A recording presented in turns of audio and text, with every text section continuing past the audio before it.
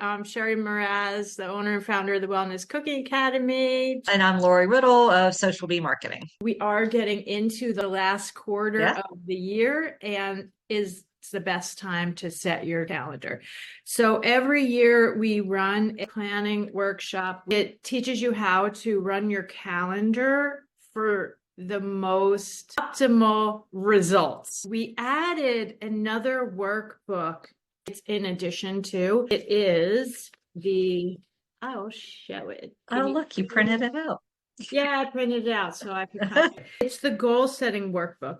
The planning workshop is really where you take your calendar and you sit and you organize it. And we go through the best ways to do it. We talk about color coding. And if you don't kind of block these things out, you don't maybe realize where you're putting all your time. Before I color coded, I looked at my calendar one time and I realized, wow, all I've done this week is really network. And what happens is when you get too heavy in one thing, it's not serving you anymore. You have to know what your end goal is and then work it backwards. And I was actually working on social media content calendar and doing the exact same thing.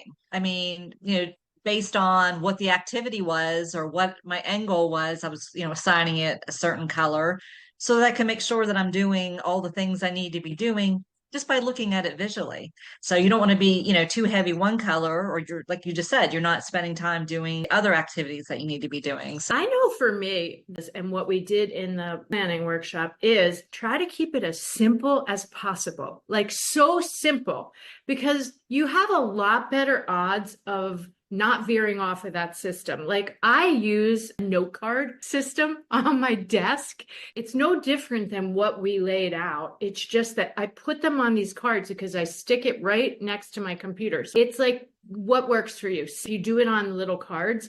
It gives you a visual. People use sticky notes. They stick them on their mirror. They stick them all over. So if you're looking at it, you're way more inclined to stay on track. We talked about having planners. I had one that had 3 goals at the bottom of the week. Mm-hmm. And that's what the little index cards do. They just are 3 goals, but separate from the 3 goals, I have one card on top that reminds me of I do have daily tasks for business that you can't skip. You must. Right. And right. so when all things break loose, because they do, you get calls, you get email, you have to tend to, life intervenes.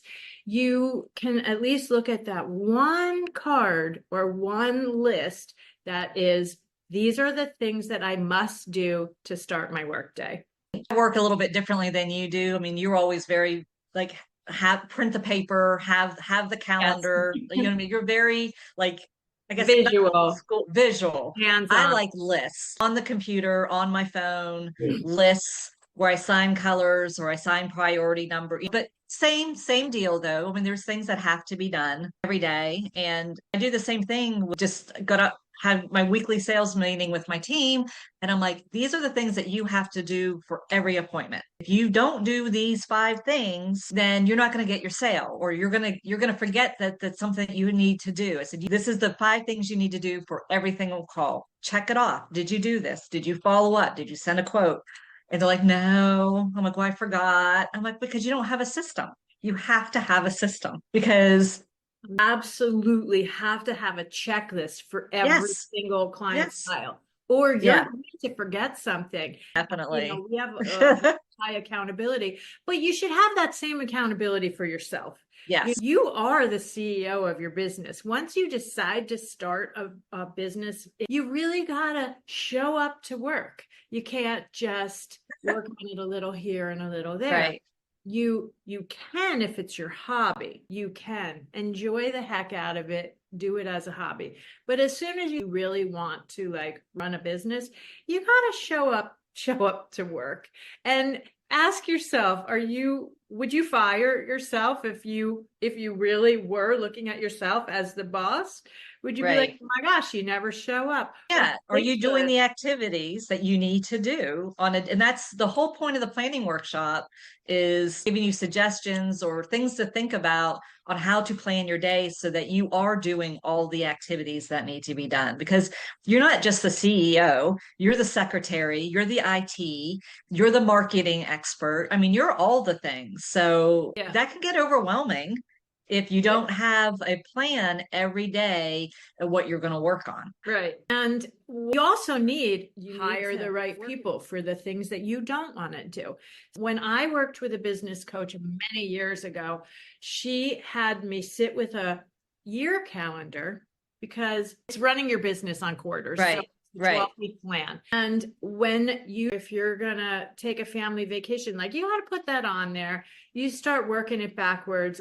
So you start, filling it in. Go find a quiet place and sit. And it's not just planning your work time. It's what is bringing you joy. Don't just do this because you want to make money. You want to make money. You want to have some joy with it. You want to stay organized so it's easier. Make it work in your life. Yeah. I mean, it's your why. Why are you doing this? There has to be a reason. Maybe it's simple as you want to help people, or maybe you are trying to earn some extra money so that you can go on the trips. There's a reason. You just need to figure out what your reason is, and then you make sure that you're planning accordingly. It just doesn't happen overnight. Like you don't just say, I want to have a business and all of a sudden it's there. You have to have a plan Yeah. and know why you're doing it. Yeah. It's funny because my passion for, oh my gosh, like 20 years at that point was teaching yoga. It was my passion. Yeah. It grounded me. It made me feel peaceful. It saved my life in a lot of ways. And then when I got into nutrition and started mentoring for IIN and then started cooking yogi, teaching cooking classes, and then the cooking academy, and it was a fire inside of me. It was a passion. It helped me. It helped my family. It helped others. Like it was a fire that feeds my soul. I'm at a time in my life where I want to do the things that make me happy and bring me joy. Oh, definitely. Yeah. This is the part that I like, the running the business part. The social media, the advertising and all that is the part that I enjoy the most. It doesn't matter what you're selling. It's all the same. It's, you're still running a business. But why did you want to do it in the first place? Do you like your job? Do you like what you're doing? Well, then forget about the hard part. That will be over. What makes you happy? I remember having a conversation with a spiritual practitioner one time, and she said, find joy in your work when you realize how you're helping people. And when you realize that I really am helping people by doing this.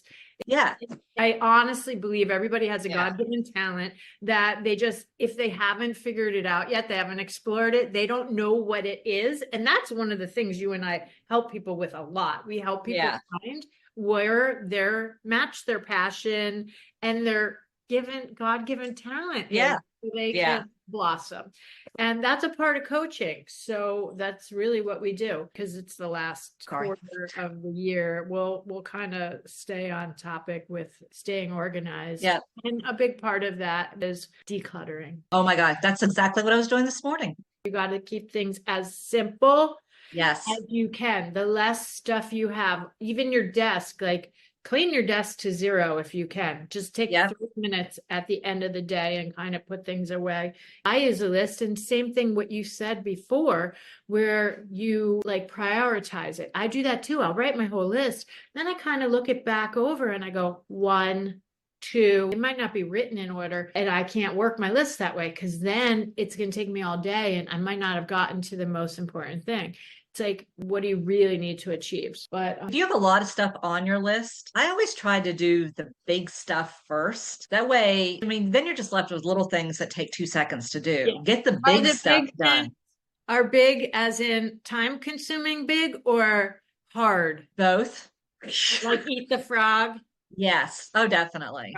Because you could, if there's something like the time consuming hard stuff, you could keep pushing that off. But once you're done with it, you're like, oh, that wasn't that bad.